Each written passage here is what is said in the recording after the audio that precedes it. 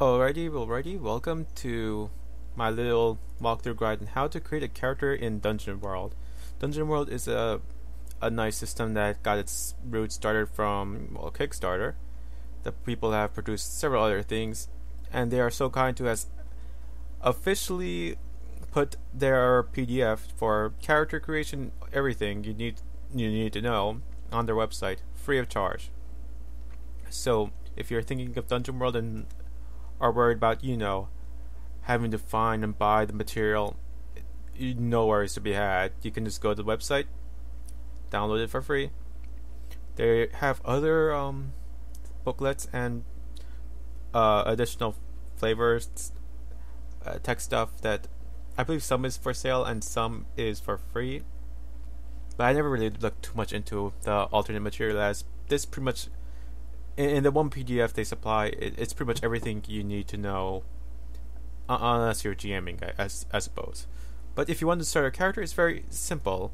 You just download this PDF, nice and easy. All you need is a PDF reader and a text document to, note your character. It's a bit redundant, but okay. It starts out with 2 pages of moves, and then it goes and does it again. I guess because like Apocalypse World, this was built in a format where you could just print it out and hand it out to everyone so that there'd be extra copies or something. Anyway, so scrolling down, we have our first character sheets. At the very bottom is each character class. There's the bard. Second page is advanced stuff. The cleric. Clerics have more pages because they are casters, so they have the extra 1-2 pages, or 1 if you're using both sides. Then there's the druid, which are really fun. Moving on, there's the fighter, the good old basic fighter, the good old lawful paladin, the ranger, the thief, the wizard. Lots of spells here. And then this is the GM screen, where I suppose people shouldn't obsess too much over here. But here, it has some sheets to help the GM get things sorted out and, make the campaign. Now let's start with a basic what you should know before you create a character, which goes to the basic moves, very top of the page, or document, PDF, whatever. There is the hack and slash. Whenever you're doing an attack of any sort, it's either a hack and slash, or if it's a range, it's a volley. Unless, of course, it's a spell, but you get the point. So if you're like a warrior type character, or a thief, or whether you're a paladin, warrior, druid, whatever, if you're trying to hit something with your fist, or your weapon, you're rolling hack and slash. Hack and slash is roll plus STR. Now, whenever it says roll, that means 2d6. By d6, I mean 6-sided dice. That's the shorthand. 2 meaning how many, d6 meaning sides on the dice. So 2d6 means 2 6-sided dice. So whenever it says roll plus something, it's roll plus, that is 2d6 plus your strength, for example, in this situation. Anyway, now notice how it's, I'm pointing at the screen, but okay, let me just zoom in a little bit and highlight it. See, this says STR rather than strength. Now, this is not just a shorthand. This actually is pretty important. Each stat has their own shorthand, like strength, dex for volley, that's range attacks. Defy danger, you can use any of your main attributes: STR, dex, con, int, wiz, cha. Remember, the shorthand of an attribute is something important to remember. It means something else. Let me explain. Basically, if you played something like D&D or Pathfinders, this is a familiar concept with you, but here, let's look at the character sheet. Strength, dexterity, constitution, intelligence, wisdom, charisma. Underneath is STR, dex, con, int, wiz, cha. That's the shorthand. Now what this means is, here, rather than D&D where you roll for your stats, in this one, you actually get attributes given to you, like 16, which gives you a +2, 15 +1, 13 +1, 12 +0, 9 +0, 8 -1. Now what that means is, let's look at the first one, since it's all separated by commas. 16 +2 in parentheses. That means on the top area right here, you put 16 for your strength. If you wanted, strength. You could put it in the Constitution.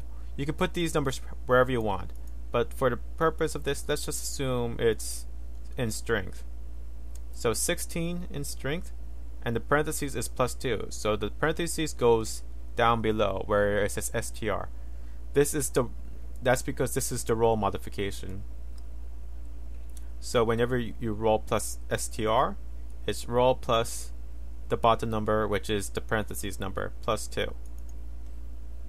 Same with every other stat. You notice there's a little something in here. This is just little flavorful stuff. Your GM can dish them out, and it won't have in-game effects, but it will have roleplay effects, as in the GM will say you're feeling sick, so your character really wants just to sit down, not move, for example. It depends entirely on how the GM wants to play it. So once you put so it's really just putting these main numbers in the stats, and then you pretty much already almost have your character done. It's just pick your name. They have suggested names, suggested looks like eye types, hair types, clothing types, and body type. Now it says D6 for next to damage. What this means is whenever you're attacking with either a volley or hack and slash, this is the dice you're rolling, 1d6. So if you're attacking with a sword, 1d6. If you're attacking with a rapier, 1d6. Daggers, 1d6. A slingshot, 1d6. With spit, 1d6. Though the Game Master might rule that it doesn't do any damage. Next we have armor. We'll get back to that in a bit. Then we have HP. Now this is something that's very, very commonly made a mistake on. Your max HP, as said right here, is 6 plus Constitution for this class at least. By Constitution, note it says Constitution, not Con.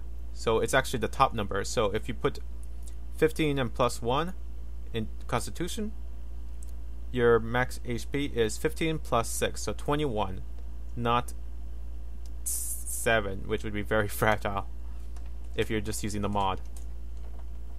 Anyway, so we have Charisma, how well you do in relation to people, Wisdom, how wise you are, Intelligence, blah blah blah. These are pretty all self-explanatory, but they all have their own special move aligned to them. Let's keep going on. Next to pick is your alignment. Good, neutral, chaotic. The classes pretty much spells it out for you what alignments you get to pick. It's not like Dungeons and Dragons where you get to pick 2 alignments like lawful good or chaotic evil or chaotic good, etc., etc. Each class, it gives you out what to pick. Of course, this is at the discretion of the GM. Whoever's leading the game might say, you feel free to pick something else. Next, you pick your race. It's just right here, pretty self-explanatory. It explains everything. Bonds. This is a little confusing. At the beginning of the actual RP game, you literally just pick a bond and give at least one out to one of your companions. So you can use multiple companions for the same bond. I mean, multiple bonds for the same companion, party member, whatever. They could all be the same person, but that's not really suggested. You can only resolve one bond per game. Bond resolution is usually done either when your group has a time to rest, like at an inn or at campsite and restore HP, or at the end of games, more commonly. Next, we have your starting moves. So this is what your character has and can do at the beginning of the game. Nothing to worry about. So just you have to worry about reading through it for whatever class you want to be. Next we get to level. You start at level 1. XP, it's always, to level up, it's your current level plus 7. So at level 1 it's wait, is that right? 7 plus 1. So you need 8 XP to level up. At level 3 you'll need 10 XP to level up. XP always resets at leveling. It's opposite to Dungeons and Dragons like that. Next up is gear. Your load is 9 plus STR. So this is just an abstract number. Load is how much weight you can have. Like dungeon rations, for example, here is 5 uses, 1 weight. And you can, since this is a bard, you can pick an instrument which would be 0 weight or 0 load. So since we said we put 16 in STR, the strength into strength, the STR mod is 2. So you can have 11 load or weight on you. And then you just pick a box. Then it gives you something, little extras. You get to pick, like choose your clothing. Now this is where it comes into play, the armor. That you can pick leather armor, plus 1 armor, plus 1 weight, or you could go no armor at all. Then you can pick like rapier. Let me explain weapons a bit more. Weapons in Dungeon World are kind of weird, as in it doesn't really matter what you're using. You always do your class damage, and your weapon really gives you just little flavor, RP flavor stuff. Like dueling rapier, you have to get close, and it's pretty precise. So it is pretty much tools for the GM to construe what would happen. Then we have a bow, which you can use volley with. That's ranged attacks are dex. They use your dex mod. And if you get that and a bundle of arrows, you can get a short sword, which is close and not precise.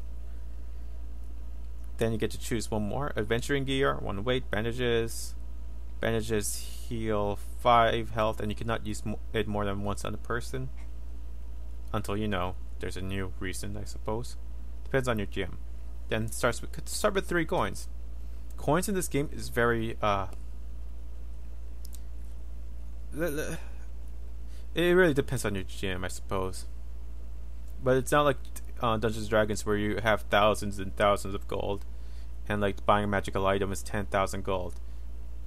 It skips through all the copper, silver, and just goes straight to the one kind of currency system. Then we have advanced moves. All classes do not start with any advanced moves. As you can see here, from levels 2 to 5, you can choose one of these moves. So from here down until this part where it says when levels 6 to 10, you can choose from one of these or 2 to 5. Sometimes they're cut off at the bottom, but usually they have them at the top, and you pick from. You can either at level 7 to 10, you can pick from here, or anywhere really. It's a little weird that sometimes there's moves that just outright replaces moves you'd get at level 2 to 5. So it's basically pick whether you want a weakened version of the move, or you want to hold out for until it's like super powered.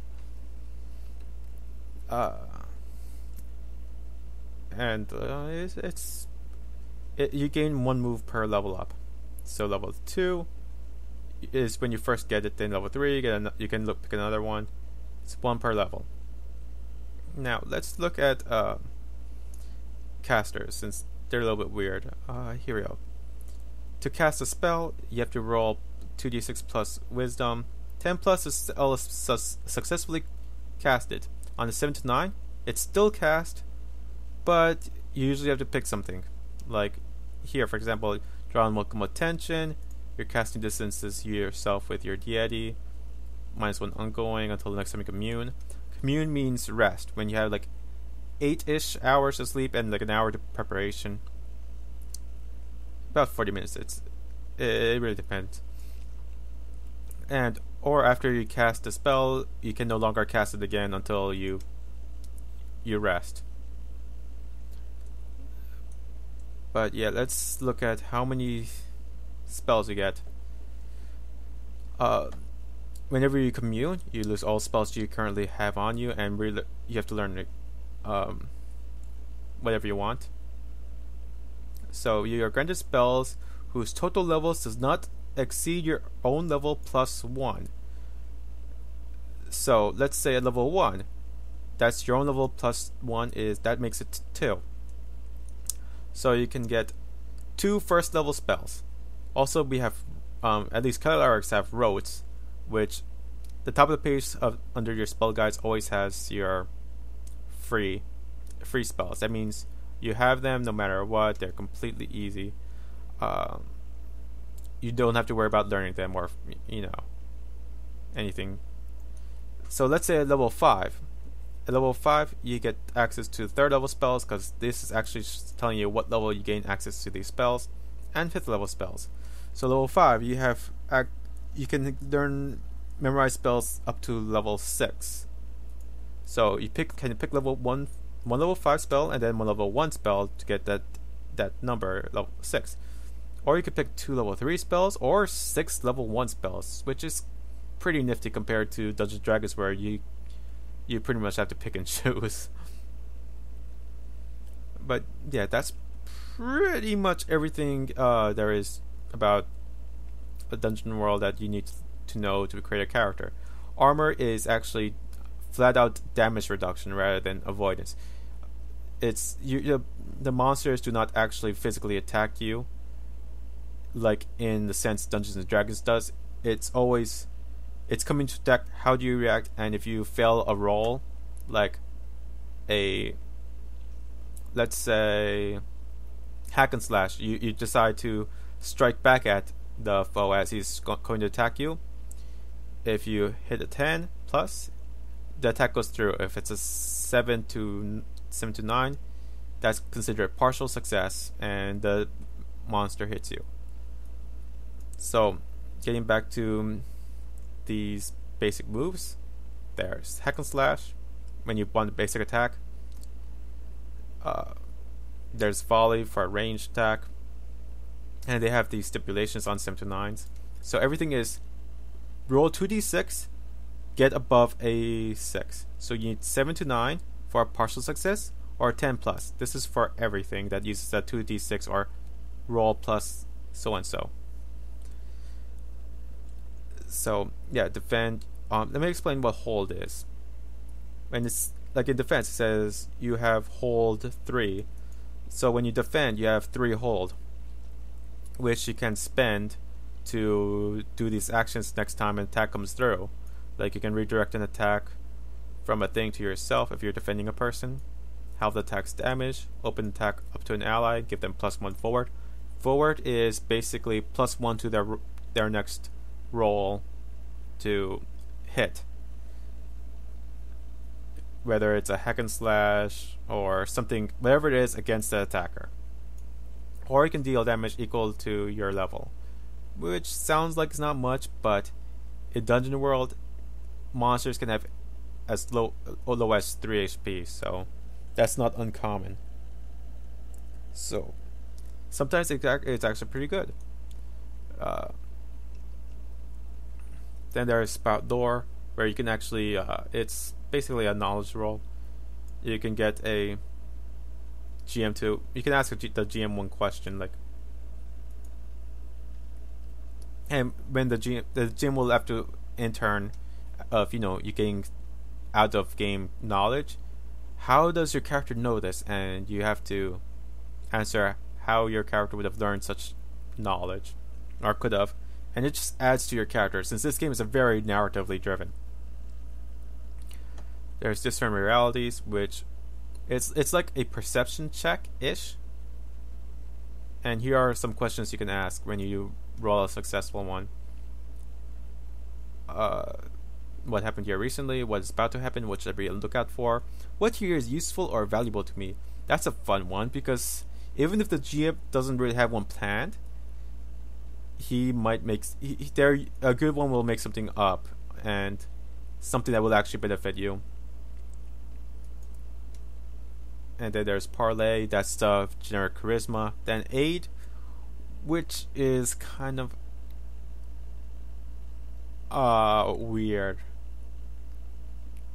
Honestly, my group has never actually even used this. It's always been like a defend. I guess we've rolled it. Someone's rolled it once, but it can be pretty powerful if you've been working on a bond with someone, since you can. It really depends on what your GM wants to say the aid does. So it's very ambiguous like that. Now, one of my favorite things about this game is the last breath. When you've been hit with a fatal blow, aka your health is brought to 0 or below. This is not like Dungeons & Dragons where you're just bleeding out. You're dead at this point. So you roll 2d6. On a 7 to 9, death will offer you a bargain. Take it and stabilize, or refuse and pass beyond the black gates into whatever fate awaits you. On a miss, your fate is sealed and you're marked as death zone. You will cross the threshold soon. So if the GM wants, you can still be alive and just critically wounded. So you can get like that.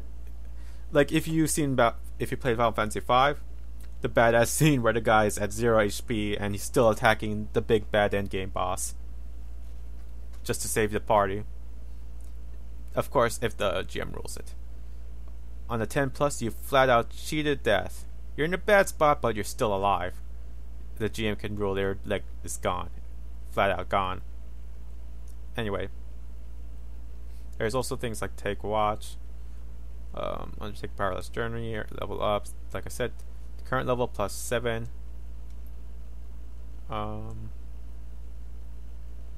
Then there you can recruit hirelings, but they have a nice easy system for that. This is not really much you need to know about. It is more things your character does. What should be known is how you recover. When you do nothing but rest in the comfort and safety after a day of rest, you recover all your HP. And